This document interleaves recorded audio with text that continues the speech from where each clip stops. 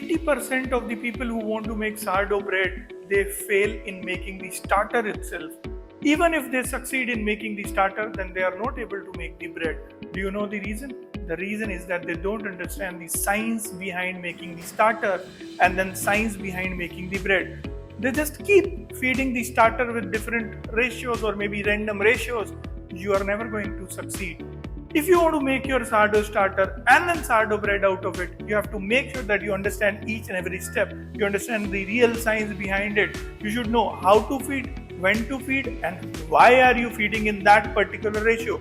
If you know how, if you know what, if you know why, then you will never fail in making the starter. Hi, I'm Chef Sushil Sethi, and in this 15 days master workshop, I'm going to teach you the real science behind making the sourdough starter and then how to make the bread using those different kind of starter. If you know the science, you are never going to fail. Even if you fail, you would know the reason. Click on the learn more button below and we are going to send you the details. Thank you.